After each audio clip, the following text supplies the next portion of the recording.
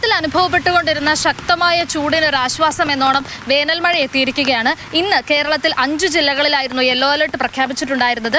തിരുവനന്തപുരം, കൊല്ലം, കോട്ടയം, പത്തനംതിട്ട, ഇടുക്കി ജില്ലകളിലാണ് ഇന്ന് yellow alert ഉള്ളത്. നാളെ 3 ജില്ലകളിൽ യെല്ലോ അലർട്ട് പ്രഖ്യാപിച്ചിട്ടുണ്ട്. അതുപോലെ തന്നെ മലയോര തീരദേശ മേഖലകളിൽ ഉള്ളവർ ജാഗ്രത പാലിക്കണമെന്ന് കാലാവസ്ഥാ വകുപ്പിന്റെ നിർദ്ദേശമുണ്ട്.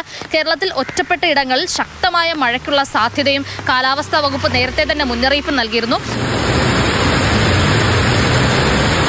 ശക്തമായ മഴയിൽ പോത്തൻകോട് മംഗലപുരം റോഡിൽ കരൂർ ഭാഗത്ത് റോഡിൽ നിന്നും വെള്ളം കുത്തിയൊലിച്ച് ക്ഷേത്രത്തിലും വീടുകളിലും കയറി. 67 കോടിയോളം രൂപ മുടക്കി അടുത്തിടെ നവീകരിച്ച PWD റോഡിലാണ് ഒരു മഴയിൽ ഇത്തരത്തിൽ വെള്ളം കയറിയത്. റോഡ് ഉദ്ഘാടനം ചെയ്തിട്ട് 1 മാസം തികഞ്ഞിട്ടില്ല.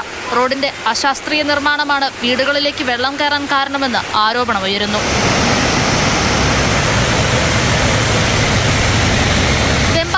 വിവിധ പ്രദേശങ്ങളിലും ഇടിമിന്നലോടുകൂടി ശക്തമായ മഴ പെയ്തു. പെട്ടെന്നുണ്ടായ മഴയിൽ വെമ്പായത്തെ കടകളിൽ വെള്ളം കയറുകയും റോഡിൽ വെള്ളം നിറഞ്ഞൊഴുകുകയും ചെയ്തു. മാത്രമല്ല, കേരള ലക്ഷദ്വീപ് തീരങ്ങളിലുള്ളവർ ജാഗ്രത പാലിക്കണം. മത്സ്യബന്ധനത്തിന് പോകുന്നതിൽ ഇന്നും നാളെയും തടസ്സമുണ്ട്.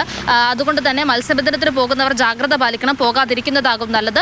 അതുപോലെ തന്നെ മലയോര പ്രദേശങ്ങളിലേക്ക് യാത്ര ചെയ്യുന്നവർ കരുതിയിരിക്കണം. യാത്രകൾ ഒഴിവാക്കാൻ സാധിക്കുമെങ്കിൽ അതായിരിക്കും നല്ലത്. തുടർന്നുള്ള ദിവസങ്ങളിലും ഇത്തരത്തിൽ തന്നെ മഴ പെയ്യുമെന്നാണ് കാലാവസ്ഥാ വകുപ്പ് നൽകുന്ന മുന്നറിയിപ്പ്.